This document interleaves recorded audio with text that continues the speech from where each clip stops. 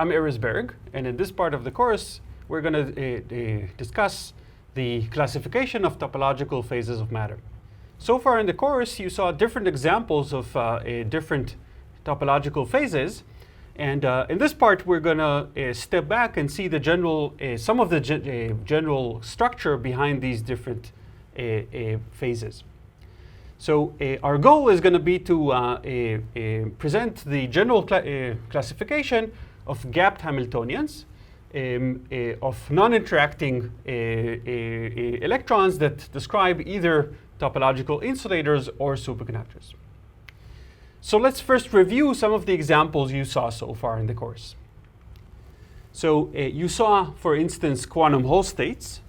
You saw topological phases of superconductors and topological insulators. There were two elements that were important in distinguishing these different examples. First of all, symmetry.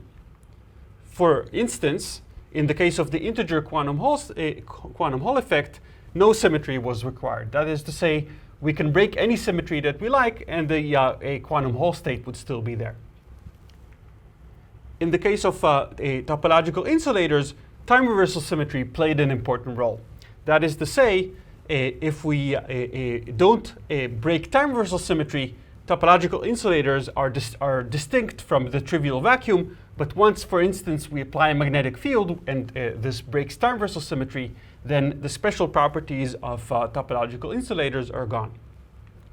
Finally, in the case of superconductors, there was a built-in symmetry into the Bogoliubov-de Gennes Hamiltonian, which is particle Hall symmetry, that played an important role in distinguishing topological superconductors from trivial ones.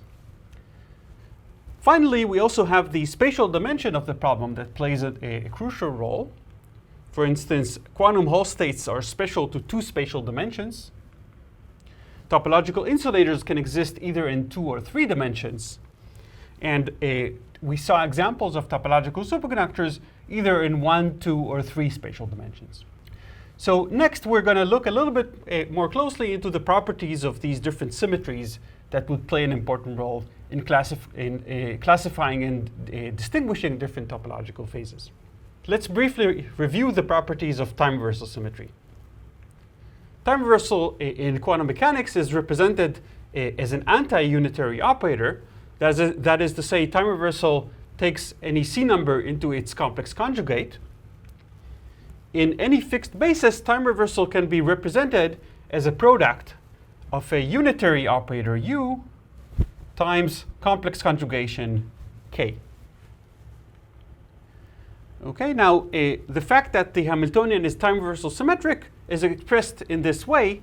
That is to say, conjugating the Hamiltonian by the time reversal operator gives us the Hamiltonian back, or equivalently, the Hamiltonian has to commute with the time reversal operator. Now, there are two types of time reversal symmetry that we have to distinguish.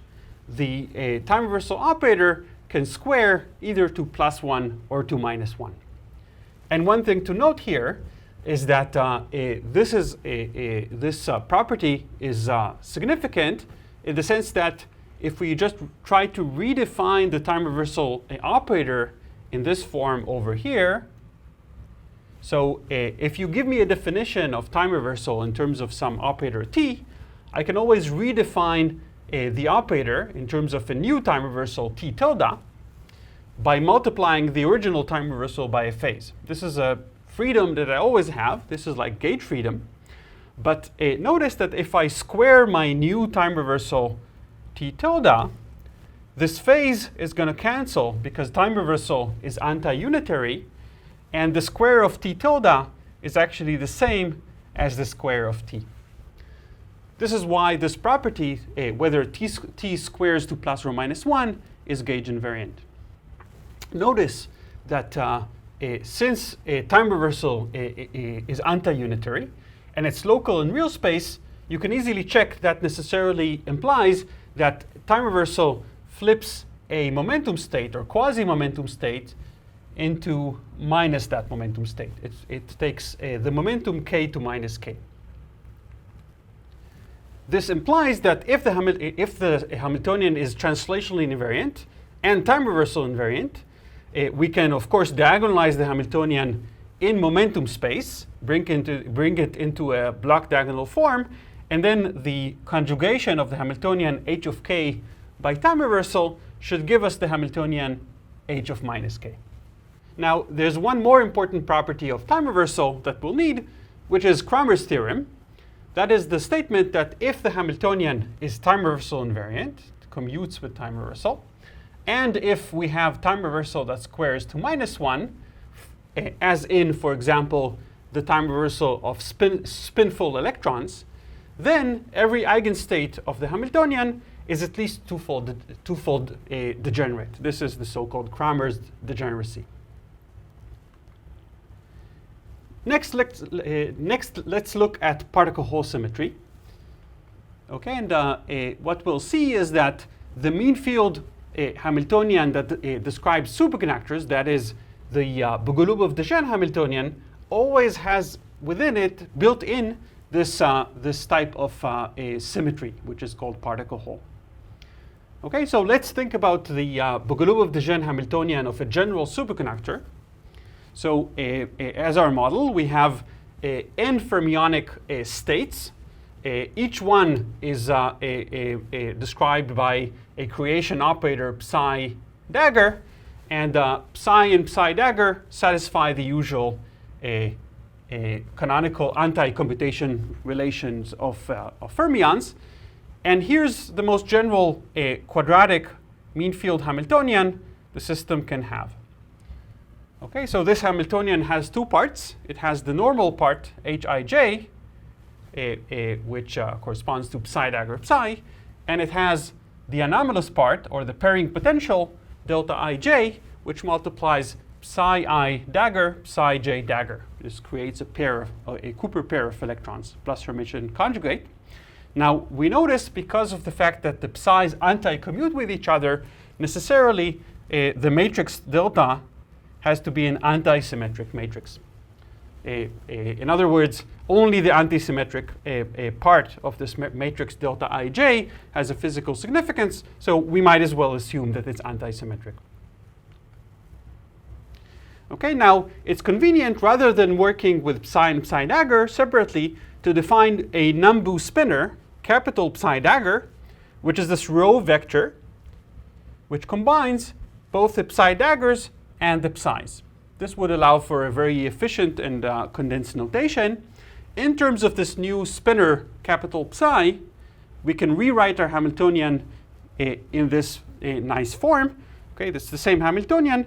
It's just one block 2 by 2 matrix. Okay, notice that this little h is an n by n matrix, such that the entire Hamiltonian matrix here is 2n by 2n, where n is the number of electronic states. Okay, and we can define this, this new 2n by 2n Hamiltonian as our new Hamiltonian matrix, capital H. Now, it's useful to introduce Pauli matrices, tau, x, y, and z, which act on the Nambu basis, namely on this particle hole, or psi dagger and psi basis. Okay, so these are the Nambu matrices. And in terms of these matrices, we can identify that our basis actually has a redundancy.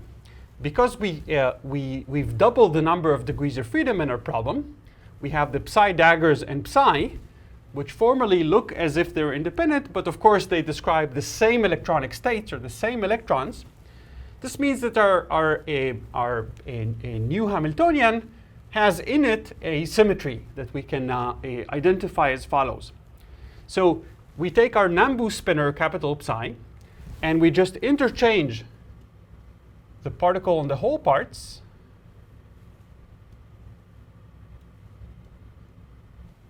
and take the Hermitian conjugate. That would bring us into the same Nambu spinner. We haven't changed anything, so this is a redundancy in our degrees of freedom. Mathematically, the way to express that is to take our Nambu spinner psi, take its star, which in this context means take the Hermitian conjugation of each element, and multiply it by the Pauli matrix tau x, which interchanges the particle and whole, or psi and psi dagger parts. And this should give us back capital psi, the Nambu spinor that we started from. Now, if we apply this redundancy, or this transformation, to our Hamiltonian, we actually get a property that the Hamiltonian matrix H has to satisfy. So we start from psi dagger H psi, and then we simply apply this transformation on psi and psi dagger on both sides, and require that we should get the same Hamiltonian back, because this transformation acting on psi should give us psi back. Okay, and by this reasoning, we can easily derive a property that any legitimate or physical Hamiltonian matrix H has to satisfy. And that's written here. Okay, so if we conjugate the Hamiltonian by the Pauli matrix tau x, and take its complex conjugate, remember the Hamiltonian now is a 2n by 2n matrix, then we must get minus the Hamiltonian back. If we require this property of the Hamiltonian, this would imply that this equation holds. Okay, so we can define an anti-unitary operator, which is simply the product of tau x, which is a unitary operator, times complex conjugation. And in terms of this new anti-unitary operator C, we see that our Hamiltonian would have to satisfy this equation. So the conjugation of the Hamiltonian by the anti-unitary operator C has to give us minus the Hamiltonian. Okay, so this is an unusual symmetry. It doesn't commute with the Hamiltonian. It anti-commutes with the Hamiltonian. So this equation is the same as saying that C times H plus H times C is equal to 0. Notice also that because of the fact that a particle-whole conjugation, C, is an anti-unitary operator, just like in the case of time reversal, we can distinguish two cases. It can square either to plus or minus 1, and these are physically different. In this particular example that we've been working out, this operator, you can easily check, squares to plus 1. Now, there's one last symmetry that we have to discuss, which is a so-called sublattice or chiral symmetry. And that is defined as follows. Suppose that we have a system that satisfies both time reversal and particle-whole or charge conjugation symmetries. In this case, we have time reversal that commutes with our Hamiltonian and is anti-unitary. We have particle-whole C, which anti-commutes with the Hamiltonian and is also anti-unitary. So we can always define their product, S, which is the sublattice operator or chiral symmetry, which would be a unitary symmetry because it's a product of two anti-unitaries, and would anti-commute with the Hamiltonian because particle-whole anti-commutes and time reversal commutes. Okay, now about the name, we'll see in a moment why it's called a sublattice symmetry. In the high energy community, you'll see the name chiral symmetry. This really means the same thing. What this would mean is a unitary operator that anti-commutes with the Hamiltonian. Okay, so this is the property that our sublattice operator must commute. Okay, and this type of anti-symmetry is always there if our system is both time reversal symmetric and particle-whole symmetric. Now, if our system is also translationally invariant, then this property would hold at every momentum k separately. Now, because of the fact that the sublattice operator is unitary rather than anti-unitary, it doesn't flip momentum. So it takes k to k. Okay? It simply anti-commutes with the Hamiltonian h of k. Now, you've already seen an example of a system which has chiral symmetry. That is the Su-Schrieffer-Heeger model.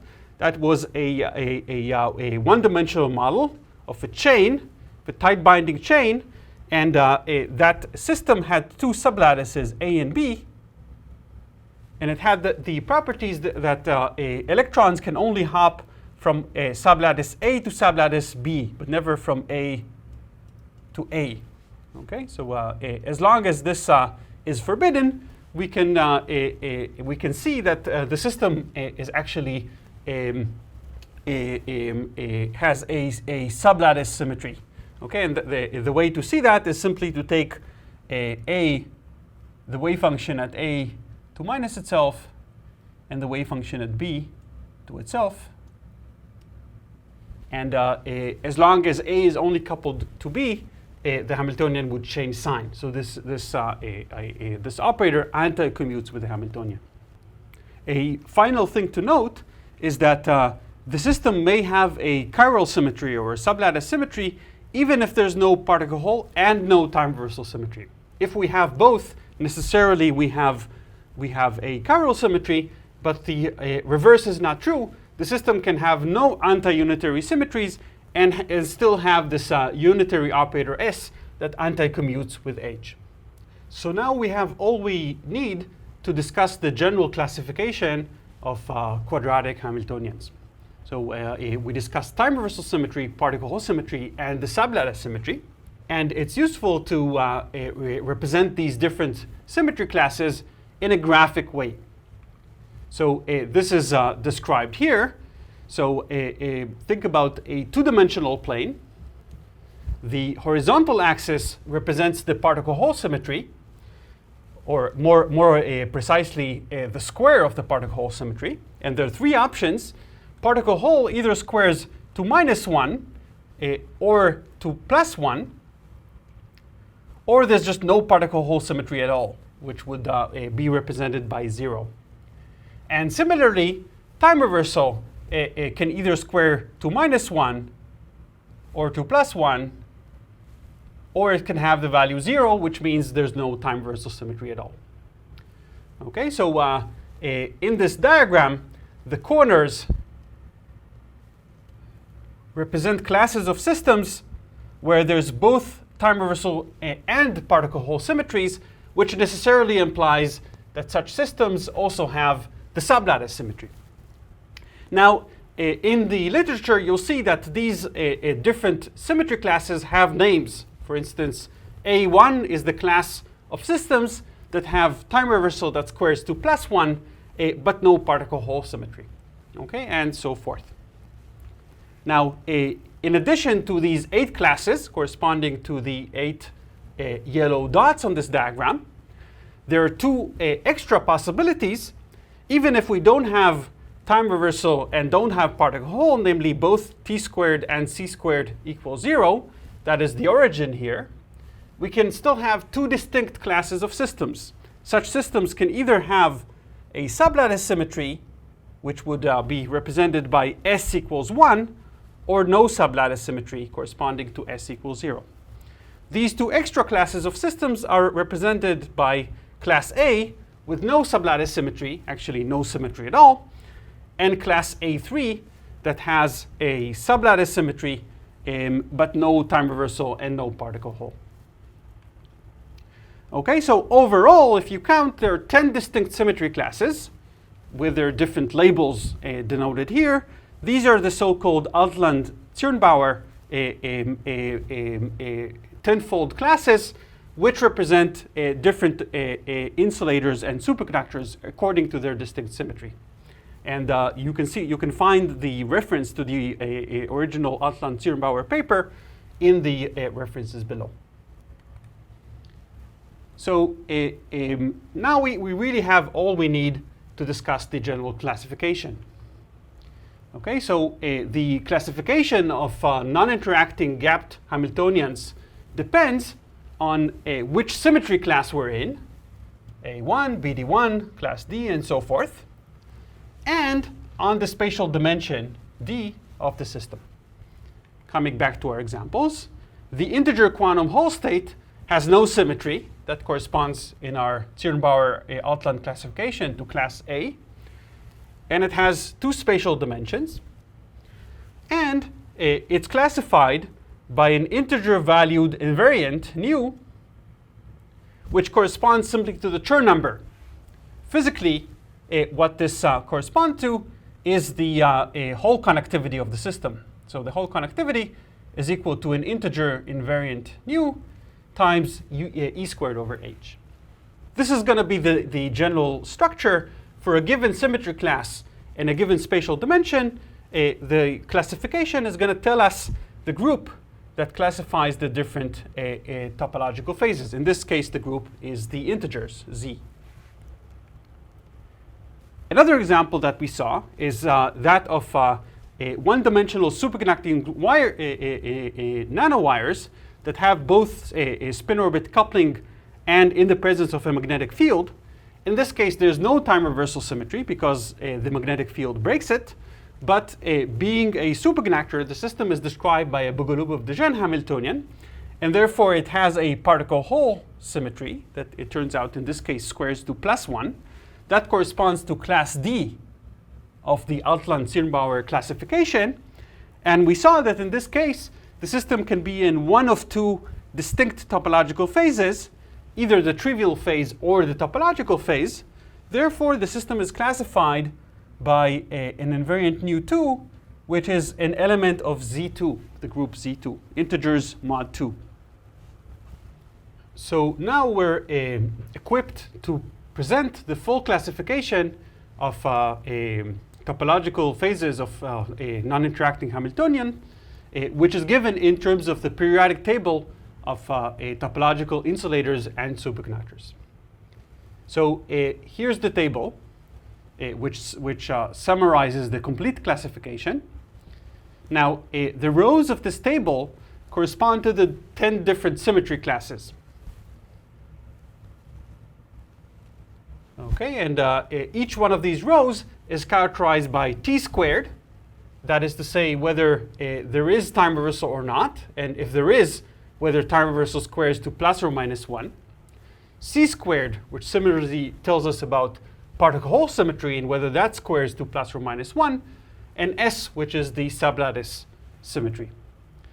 The first two classes, which correspond to these first two rows, class A and A3, are the classes that don't have a time reversal and don't have particle-Hall, and they can either have the sublattice symmetry, which corresponds to S equals 1, or not, S equals 0. These are called class A and A3. The other 8 classes are classes that have either particle-Hall or time reversal, and whenever they have both, they necessarily also have the sublattice symmetry S. Okay, for example, class BD1 over here has time reversal that squares to plus 1 and particle-Hall that squares to plus 1, and therefore it has a sublattice symmetry. Now, every column of this table over here corresponds to a different spatial dimension, either 0, like a quantum dot, or 1 dimension, 2 dimensions, 3 dimensions. And every entry of this table corresponds to the group that classifies systems with that given symmetry and that given spatial dimensions. Okay, and you see that these entries are either 0, meaning there's only a single class, only a trivial phase, Z, meaning that there's an integer valued invariant that classifies the corresponding phases, or Z2, which means that there are two distinct types of phases in that class, either trivial or non-trivial. Now, I won't actually derive the periodic table. That is done using quite advanced mathematics. You can read about it but in two different approaches in these classic papers. I would just bring some examples. So actually, if you think about it, all the different examples, almost all the different examples of topological phases that you saw so far in the course can be actually just read out off this table. You see there's a nice structure in this table. The different spatial dimensions are actually not independent of each other. So the 10 classes are actually not laid out here in a random way. When the table is laid out in this way, an interesting structure actually emerges, and this is why this is called the periodic table. Okay, so the order in which these different symmetry classes are arranged is according to this diagram. So we start from class A1, which is over here, and we go along this diagram in a clockwise direction. And you see the structure that if you go down by one row and increase the spatial dimension by 1, you actually have the same classification throughout the diagonals of this diagram. So for instance, if we go from class A1 to class BD1, that corresponds to going down one row, and we also increase the spatial dimension by 1, we end up in class BD1 over here, and that is classified by the same group, namely Z, the integers, as class A1 in 0 dimensions. And then we can march one notch further. We can go from class BD1 down to class D and increase the spatial dimension from 1 to 2. And we end up with class D in 2 spatial dimensions, which is similarly classified by an integer invariant Z. And so forth. From there, we can go down to class D3 in 3 spatial dimensions, and that's also classified by an integer invariant Z. So this table has this nice periodic structure. It actually extends beyond three dimensions to any spatial dimension, but in our physical world, we're limited to 0 to 3 dimensions. Okay, so this periodic structure is known in the mathematical literature as Bott periodicity. This is the origin of this interesting phenomenon. So just to summarize, in this video, we presented the general structure of classification of topological insulators and superconductors without interactions.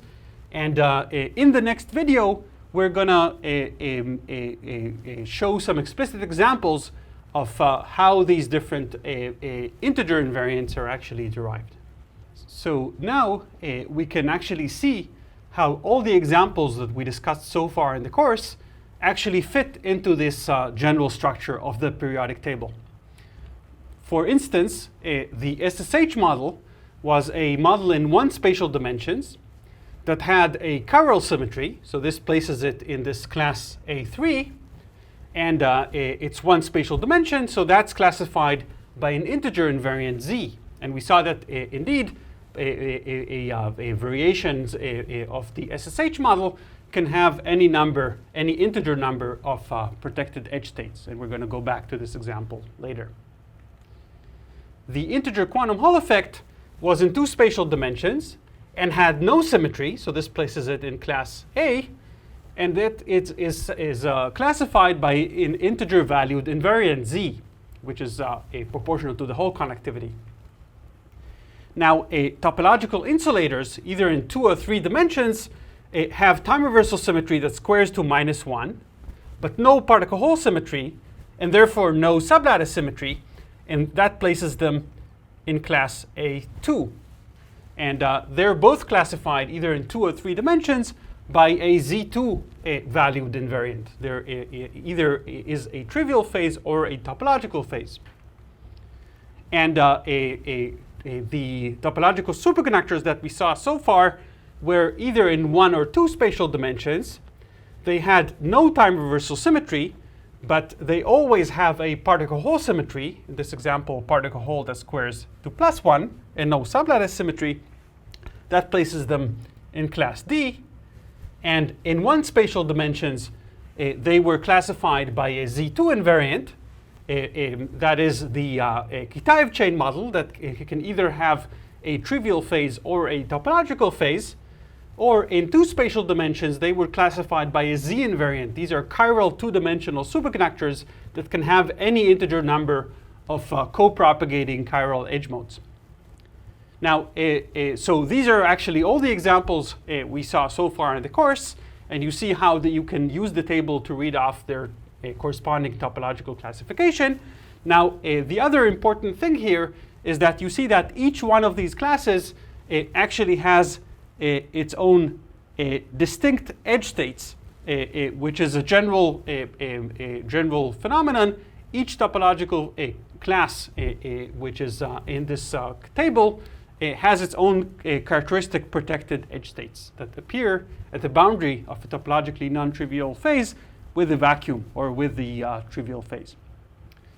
So just to summarize, in this video, we discussed the general classification of gapped non-interacting Hamiltonians, that is, Hamiltonians that describe topological insulators and superconductors, and saw how you can classify their distinct topological phases using their symmetry, namely the 10 Altran-Zirnbauer symmetry classes and their spatial dimensions. In the next videos, we'll actually discuss in detail some specific examples. We'll show how to derive these topological invariants, either Z or Z2, and go in more details into their physical properties. Thank you.